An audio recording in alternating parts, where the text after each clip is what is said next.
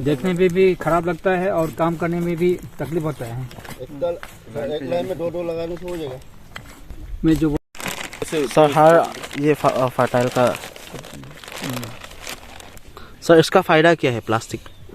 ये हम लोग इसको के साथ मिक्स करके इसमें नमस्कार सभी को, अरुणाचल टुडे में आप सभी को तहे दिल से स्वागत है। और आज एक अवेयरनेस का टूर पे एग्रीकल्चर फार्मिंग को लेके हम बात करने वाले हैं कि किस तरह से और कब और कैसे लगाने चाहिए।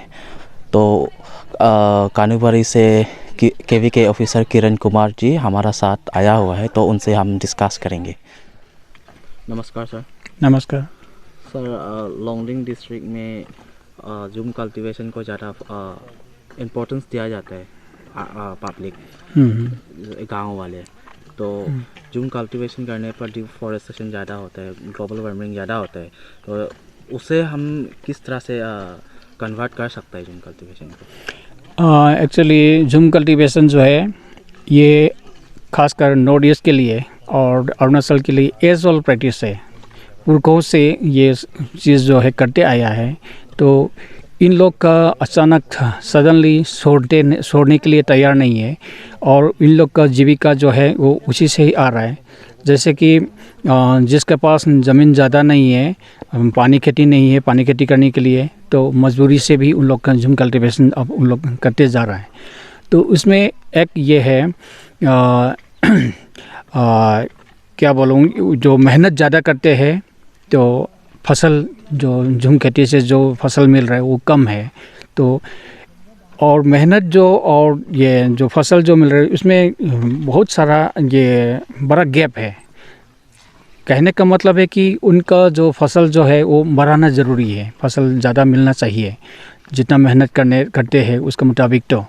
तो हम लोग का इसलिए हम लोग सेटल कल्टीवेशन में लाने के लिए हम लोग बहुत सालों से कोशिश कर रहे हैं। ICR के थ्रू, KVK के थ्रू हम लोग के फार्मर्स का जो शिफ्टिंग कल्टीवेशन है उसको सेटल कल्टीवेशन में लाने के लिए, उसके लिए आपको ये सॉइल फर्टिलिटी मैनेजमेंट का ये कुछ प्रैक्टिसेस अपनाना पड़ेगा और ये सॉइल कंजर्वेशन जो बोल रहे हैं वो अपनाना पड़ेगा कि ताकि आप ये हमेशा सपोज सेटल कल्टीवेशन करने से तो आपको लगातार 3 साल 4 साल 5 साल जो भी ये जब तक करना चाहते हैं वो करने लायक होना है सॉइल जो है। तो उसके लिए सॉइल फर्टिलिटी जो है मेंटेन करके रखना ज़रूरी है। उसके लिए आपको बहुत सारा चीज़ अपनाना पड़ेगा, जैसे कि सॉइल इरोजन कंट्रोल करने के लिए आपको जहाँ पे जूम खेती कर रहा है उसमें आपको ध्यान देना पड़ेगा, सॉइल को इरोजन ना हो। उसके लिए हम लोग जो लोकली आप लोग लॉन्गफे बोलते हैं, जो सोयाबीन, उसको इंटरक्रॉप करके ये सॉइल को इरोजन को रोका जा सकता है। इसलिए कैसे करना है वो स्लोप का मुताबिक आपका जो एरिया है, जितना भी आपका एरिया है उसमें से जो अलोंग द स्लोप न करके अक्रॉस द स्लोप आपको ये लॉन्ग फेज जो है सोयाबीन जो है लगाना है। कैसा लगाना है वो स्लोप जहाँ पे ऊपर से जब ये नीचे तरफ जब स्लोप इस तरह का स्लोप होता है तो आपको लॉन्ग फेज को 3-4 line continuously 3-4 line across the slope लगाना है। एक ये ऊपर तरफ में हायर एलिवेशन में 2-3 लाइन लॉन्ग फेज लगा दिया और बीच में फिर लगाएंगे और ये लास्ट में ये 3-4 लाइन और लगाएंगे। इस तरह का लगाने से तो जो लॉन्ग फेज का जो 3 लाइन 4 लाइन जो लगाया है उसने सॉइल को रोकने का काम करेगा।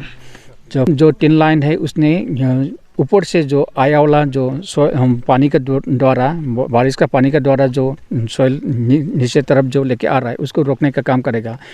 उससे जो बच जाता है वो सेकंड रो जो 3 लाइन है उसने भी फिर रोकेगा और लास्ट में जो ये 3 लाइन जो लगाया हुआ है उसने फिर रोकेगा। बारिश का पानी तो रोक नहीं पाएंगे लेकिन सॉइल मटेरियल्स है, सॉइल पार्टिकल्स है वो रोकेगा।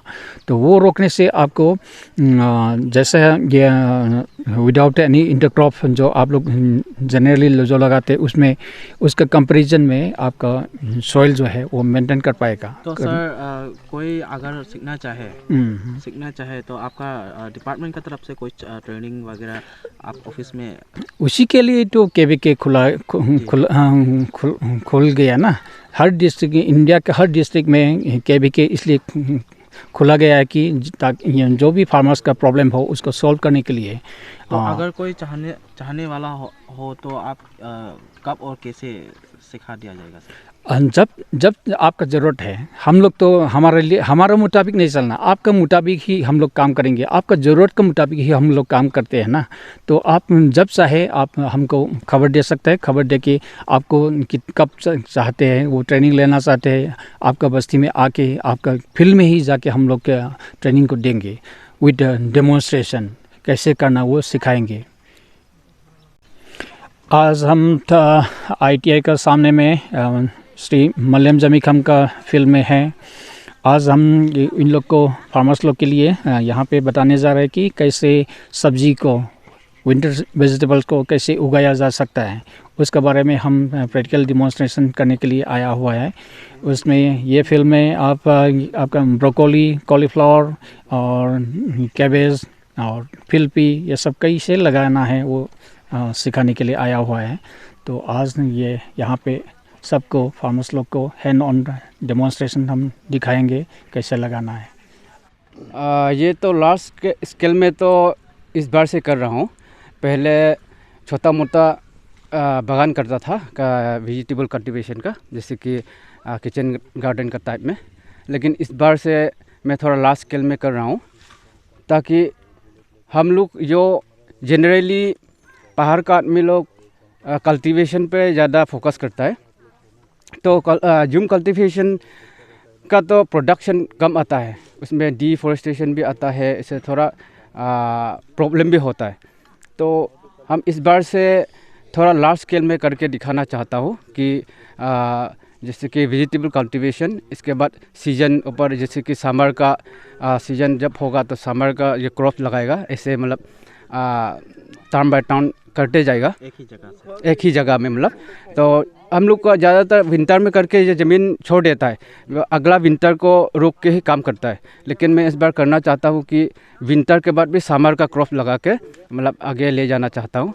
और मुझे ये इंस्पायर हुआ कि कानूबारी कैंप, जो लोंगडिंग डिस्ट्रिक्ट का कृषि विज्ञान केंद्र, किरण कुमार सर जी ने हमको एनकरेज किया है, वो अच्छा सा सलाह दिया है, करके देखा है, तो हम भी मतलब थोड़ा करके देखेंगे बोल के आपका KVK सर से एडवाइस लेके उनका अंडर में मैं ये कर रहा हूँ, ताकि थोड़ा लार्ज स्केल में करके प्रोडक्शन ज़्यादा निकल के थोड़ा कॉमर्शियल में लाना चाहता हूँ।